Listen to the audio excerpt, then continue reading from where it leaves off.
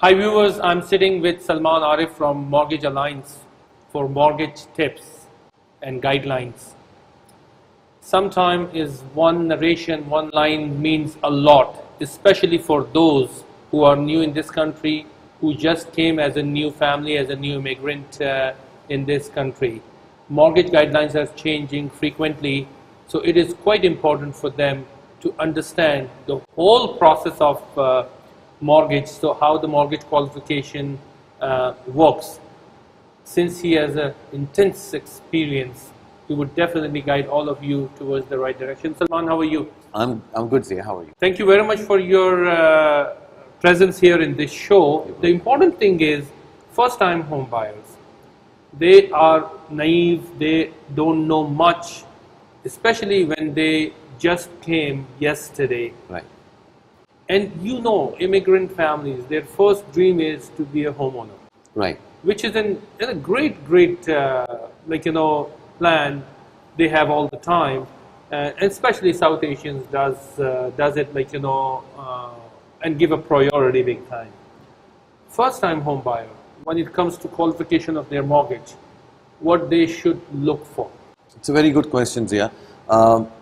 Whenever somebody migrate to Canada, somebody came just most recent, they have this mindset to go for their health card, their driver license, their social insurance, and do all kind of stuff, go for rent and place themselves in such a position where they can find work and stuff, which they forget the most important part, that they have to buy a property later down the road one day, which they totally neglect. They keep thinking about one small thing, that when the time will come, maybe after 1 year or after 2 years or after 3 years, when they get settled down completely, then they will think about it, and then they will go and meet somebody who is professional enough to help them. Without knowing that after arrived here or after arriving, they can go and buy a property at a minimum down payment after 12 months of the date of their arriving time. Sure. Now, what kind of steps or what kind of due diligence they have to know or they have to do from their side, they have no idea as a layman. Credit-wise, down payment-wise, and income-wise, few people has no idea. Few people, they lay back and don't go upfront and buy a property because they are thinking to buy something which they are not qualified for. Yeah. And they want to know what are the options under the table. They want to know what are the options they can bypass and go directly to the property they will not qualify. Credit wise, they don't have any idea how to go.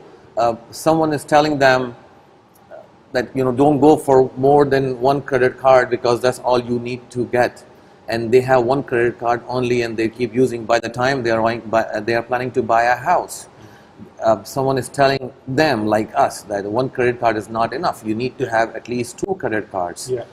The minimum $2,000 limit, and for the last 2 years, if you're buying not under the guidelines of new immigrants. Yeah. If you're buying a new immigrant a guideline house, even if you have one credit card, you still qualify after 12 months. But for the last 12 months, how did you spend the credit card?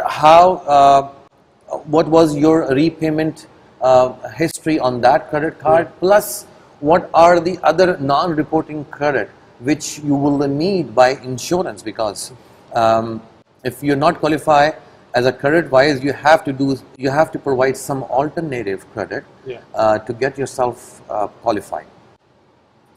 What I suggest basically is, as soon as they come, they should first, if they are extremely lucky, if they see your show, the Buy Low and Sell High, because they have more informative things which not many people, or I don't think so that anybody is offering this kind of show in Canada, entire Canada, right? Now, if they are not watching this, they have to talk to somebody, or they have to go search online. Everything is on Google. They have to see somebody like you, like us, the most professional. It's not necessarily to be us. It has to be somebody who know what to do, and talk about their option, that if down the road after 1 year on, or how long after I can go and buy a property. Second, They don't have to go for a $500,000 or $600,000 or $700,000 house right away. They can go, or they should go, whatever they are qualified for now. And then once the time will pass, they have their equity in the property, they have a price appreciation on that property, sell this property and go for another one, which is obviously their dream house. If you want to jump right away to your dream house, with $1 million house, if I want to go for a couple of $1 million house and I'm very new to Canada, I should not go. And if I'm going towards there, means I'm wasting my time and I'm wasting others' time, right? Definitely, like, you know, budget is very important. First, you have to draw what sort of, like, you know, budget do you have in terms of deposit, and on top of that, the monthly payment. How comfortably you are going to pay your monthly obligation in terms of mortgages.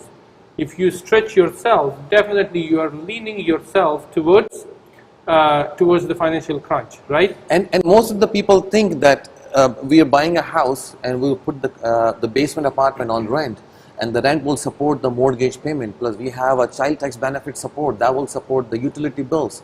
And they are calculating themselves based on those 3-4 factors, which should not be the case, right, Zia? Of course, yes. You know what, and the second thing is, the most important thing is that you have to enjoy your house. Exactly. Not that your bank has to enjoy your mortgage. That's right. Right? That's so right. you have to raise your kids, you have to, like, you know, spend your quality time along your family rather than going into a financial stress. Right. I always say, when you live in your own basement rather than somebody else's basement, it's the difference. So you have to raise your kids, you have to raise your family, quality life you have to spend in that house is very important, rather than, like, you know, you can leaning against this financial stress or financial obligation which you can't afford comfortably. Right. So they have to come and they meet you for a proper guideline, for a proper direction. That's right. So once again, thank you very much, viewers. It's important, and if you really want to know,